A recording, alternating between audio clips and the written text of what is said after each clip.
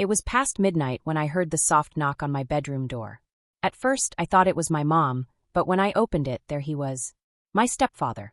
Standing there in the dim light, his eyes didn't match the warm smile he always wore. "Can we talk?" he whispered. Something about his voice sent chills down my spine. I froze, realizing this night was about to change everything. I always believed my life was ordinary, safe even. My mom had remarried a few years ago, and my stepfather, Mark, seemed like the perfect addition to our family. He was kind, attentive, and always made an effort to make me feel included. We weren't rich, but we were comfortable. I had a cozy bedroom, a small group of friends, and dreams of going to college. Mark wasn't the overbearing type. He laughed easily, cooked dinner when mom worked late, and never raised his voice. At least, that's how I saw him, until the night everything changed. It started with small things. Lingering glances when he thought I wasn't looking. Casual compliments that felt a little too personal. At first, I brushed it off. Maybe I was imagining it. Maybe I was overthinking. But then there were moments I couldn't ignore. Like the time he stood behind me in the kitchen, so close I could feel his breath on my neck. Or the night he sat next to me on the couch, his hand resting just a little too long on my knee as he asked about my day. Still, I tried to convince myself it was nothing. After all, Mark had never done anything to make me feel unsafe, until that night. I couldn't sleep because of the summer heat, so I was scrolling through my phone when I heard footsteps in the hallway. I assumed it was mom or maybe our cat, but then came the knock. It wasn't loud, but it felt heavy, like it carried something I didn't want to face. When I opened the door, Mark stood there. He looked nervous, almost unsure. "Are you awake?" he asked softly. Something in his eyes made my stomach drop. I wanted to say no, to close the door and pretend I hadn't heard him. But instead, I nodded. He stepped inside and closed the door behind him. My pulse quickened. Why did he shut the door? What could possibly be so important that he couldn't wait until morning? I sat frozen on my bed, my heart pounding as he took another step closer. The days that followed that night felt like a blur. I tried to act normal, but my mind wouldn't stop replaying the moment Mark stepped into my room and shut the door. He hadn't done anything yet, but the way he looked at me, the way he stood too close, made my skin crawl. I started noticing things I hadn't paid attention to before, like how he always seemed to know when I was home alone, or how his compliments shifted, less about my achievements and more about how I looked. "You're really growing up," he said one morning as I sat at the kitchen table. "You're turning into such a beautiful young woman." The words might have sounded harmless to someone else, but the way his eyes lingered made me squirm. I forced a smile and thanked him, but inside I felt sick. Then there was the night in the living room. Mom was working late, and I was watching TV when Mark came in and sat next to me. Too close. "How's school?" he asked. "Good," I replied, inching away. He leaned back, pretending to relax, but his eyes stayed locked on me. I feel like we don't talk enough. I've been meaning to spend more time with you." My stomach tightened. "I'm kind of tired," I said, standing up quickly. His hand brushed against mine as I moved past him, and my whole body tensed. Was it an accident? Or was he testing me? I started avoiding him after that, locking my bedroom door, spending more time at friends' houses. But no matter how much distance I tried to put between us, he always found a way back in. One night, I was in the kitchen making a snack when I heard footsteps. I turned to see Mark leaning against the counter, watching me. "Can I ask you something?" he said, his voice lower than usual. I nodded, my hands trembling. "Are you okay? You've been acting different lately." "I'm fine," I lied. He stepped closer. "You can talk to me, about anything." His words felt more like a trap than reassurance. My back hit the counter as he moved even closer. "You don't have to be nervous around me," he said. I wanted to run, but my legs wouldn't move. My breath caught in my throat, and for the first time, I saw it clearly. This wasn't just awkwardness. It was deliberate. Before he could say more, the front door opened, and my mom's voice echoed through the house. Mark stepped back instantly, his expression softening like nothing had happened. I let out a shaky breath, but the relief was temporary. I knew this wasn't over. The tension only grew stronger after that night in the kitchen. Mark became bolder, more invasive, as if he knew I was too scared to say anything. One afternoon, while Mom was out, I was in the living room reading a book when he sat down beside me, closer than ever before. "That looks interesting," he said, his voice calm but too familiar. I shifted uncomfortably, closing the book. "Yeah, it is." He leaned in, his shoulder brushing mine. "You're always reading." "It's cute." Cute. The word felt wrong coming from him. I forced a laugh, trying to act casual, but my heart was racing. He reached out, tucking a loose strand of hair behind my ear. "You're so grown up now," he said softly. I froze. My skin tingled where his fingers had touched me, but not in a good way. It felt heavy, suffocating. I wanted to stand up, to run, but my body wouldn't move. "You're beautiful," he added, his voice barely above a whisper. Panic surged through me. I jumped up, almost knocking over the coffee table. I need to finish some homework," I stammered and rushed upstairs to my room, slamming the door shut behind me. I leaned against the door, my heart pounding. What just happened? Was I imagining it? No. I couldn't deny it anymore. He wasn't acting like a stepfather. The next day, I avoided him as much as I could. But that evening, he cornered me again. This time in the hallway. "Why are you avoiding me?" he asked, stepping closer. "I'm not," I said, backing away until my back hit the wall. He raised his hand and gently touched my arm. "You don't have to be scared of me." I flinched, pulling away. "I'm not scared." "Then look at me," he said. I couldn't. My eyes darted to the floor. "You can tell me anything," he continued, his voice softer now. "You know that, right?" I wanted to scream, to tell him to stop, but my throat felt like it was closing. Instead, I nodded quickly and pushed past him, locking myself in my room again. The worst part was that I couldn't tell if I was overreacting. He hadn't done anything, at least not yet. But the way he looked at me, touched me, and cornered me felt so wrong. The fear started to consume me. I couldn't sleep at night. I kept replaying his words, his touches, and the way he lingered too long. I wanted to tell my mom, but what if she didn't believe me? What if she thought I was imagining things? One night, I was lying in bed when I heard footsteps outside my room. My stomach dropped. A soft knock echoed in the silence. "Are you awake?" Mark's voice was barely audible, but it made my skin crawl. I didn't answer. Maybe he'd go away if I stayed quiet. The door handle rattled. "Can we talk?" I sat up, heart pounding. "Go away, Mark," I said, trying to sound firm. The handle stilled, and for a moment there was silence. Then footsteps retreated down the hall. I exhaled, but the relief was short-lived. I knew this wouldn't stop. The next day, I made up my mind. I had to talk to someone, anyone. I texted my best friend. "I need to talk to you." "It's serious." The reply came fast. "Of course. Are you okay?"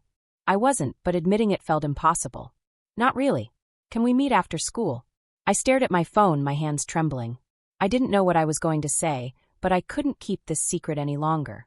That evening, as I prepared to leave, Mark stopped me by the door. "Going somewhere?" he asked casually. "Yeah, just meeting a friend," I said, keeping my voice steady. He nodded, but his eyes darkened. "Don't be too late." I hurried out the door, feeling his gaze follow me. Even in the open air, I felt trapped. I met my friend, Emily, at the coffee shop down the street. My hands shook as I wrapped them around the warm cup, trying to steady myself. "You're scaring me," Emily said. "What's going on?" I looked around nervously, afraid someone might overhear us. "It's my stepdad," I finally whispered. Her eyes widened. "What do you mean? What happened?" I swallowed hard, the words catching in my throat. "He's been acting weird, too close, saying things that make me uncomfortable. And then last night, he tried to come into my room." Emily's face paled.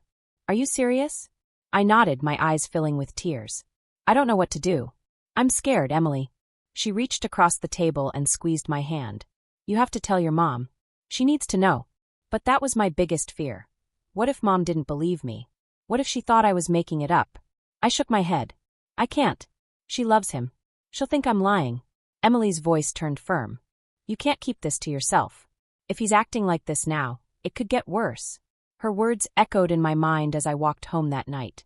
I knew she was right, but the thought of confronting him, or worse, my mom, made me sick to my stomach. When I got home, the house was quiet. Too quiet. Mom was still at work, and Mark's car was in the driveway. I crept inside, hoping to avoid him, but as I turned toward the stairs, his voice stopped me. "Where were you?" I froze, my heart leaping into my throat. "Just out with Emily," I said, keeping my tone neutral. He stepped out from the kitchen, his eyes locking onto mine. "You've been acting different lately." "Distant." I backed up a step. "I'm just tired." "No," he said, stepping closer. "It's more than that." I felt the wall against my back. Nowhere left to go. My pulse thundered in my ears. "Mark, stop," I said, my voice trembling. He reached out, brushing a strand of hair off my face. "You don't have to be afraid of me." I shoved his hand away. "Don't touch me." The sudden burst of anger seemed to catch him off guard, and for a moment he stepped back. But then his expression darkened. "You think you can talk to me like that?" he hissed, his voice low and sharp. I bolted toward the stairs, but he grabbed my arm, yanking me back. Panic exploded inside me, and I screamed. "Let go of me!"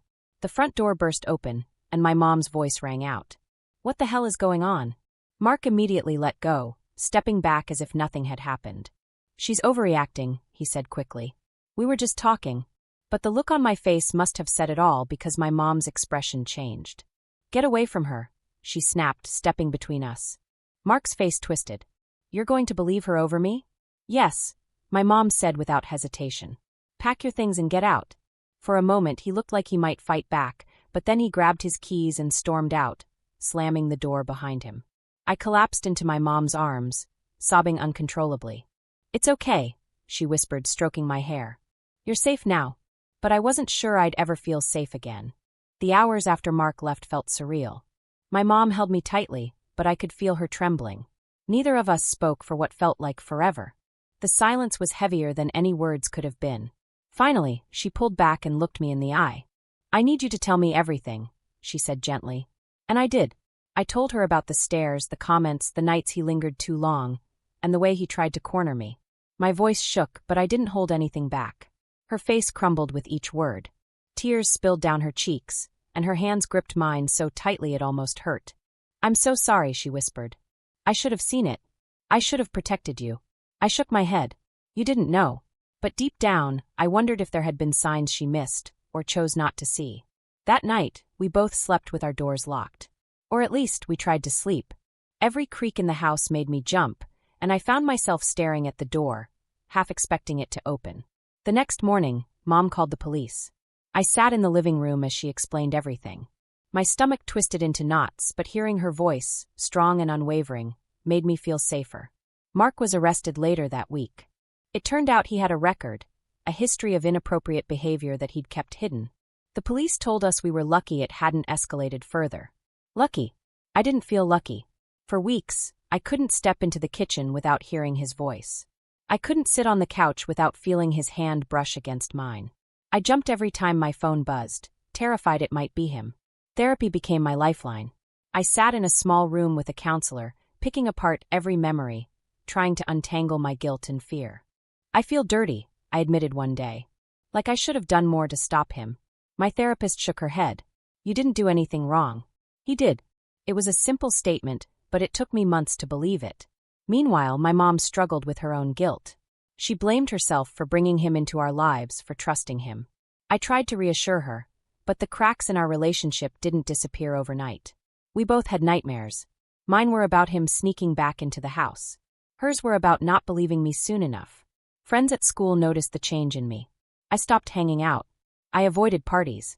The idea of being around men, even boys my own age, made my skin crawl. Emily stuck by my side, though. She didn't push me to talk, but reminded me I wasn't alone. "You're stronger than you think," she said once. I wanted to believe her. Months passed, but the fear lingered. It was like a shadow that followed me everywhere. Every knock on the door made my heart race. Every time my mom was late coming home, I panicked. I thought moving would fix it, but it didn't. Mark was gone, but the memories weren't. One night, I finally broke down. "I can't live like this," I sobbed to my mom. She hugged me tightly. "We'll get through this. Together." And slowly we did. Months turned into a year, but the scars Mark left behind lingered. Therapy helped, but healing wasn't a straight line. Some days I felt normal like the old me. Other days, the memories came rushing back, and I'd feel that same fear tightening around my chest. I learned to cope, though. I learned how to breathe through the panic and remind myself that I was safe now. Mark couldn't hurt me anymore. My mom and I grew closer through it all. The guilt she carried never truly faded, but we supported each other. She started going to therapy too, and for the first time we really talked, about things we had both buried for too long. One day, during a particularly difficult session, my therapist asked me, "What do you want to say to your younger self, the girl who went through all of this?" The question hit me harder than I expected. I pictured myself sitting in that room, frozen in fear as Mark stood too close. I wanted to reach through time and shake her, tell her to scream, to fight, to leave the house and never look back. But instead I whispered, "It's not your fault." Because it wasn't. For so long, I had blamed myself for not speaking up sooner, for letting things escalate, for doubting my instincts. But it wasn't my responsibility to stop Mark. It was his responsibility to act like a decent human being, and he failed. I also learned that speaking up saved me. If I hadn't told Emily, if I had stayed silent, things could have been so much worse. Now, I share my story not because it's easy, but because I know there are others out there who feel trapped, scared, and alone. If I could give anyone advice, it would be this: trust your gut. If something feels wrong, it probably is. Don't let fear or shame stop you from asking for help. And to the people who think this could never happen to them, think again. Monsters don't always look like monsters. Sometimes they smile and act like family. It's been 2 years since Mark walked out of our lives, but I still feel his shadow sometimes. I don't let it control me anymore, though. I'm not a victim. I'm a survivor. If you've ever felt trapped or unsure about someone's behavior, don't stay silent. Speak up. Your voice can protect you and others. Share your thoughts about this story in the comments below. What would you have done in her situation? Make sure to like, subscribe, and turn on notifications for more powerful stories like this. You won't believe the twists in our next story. Stay tuned.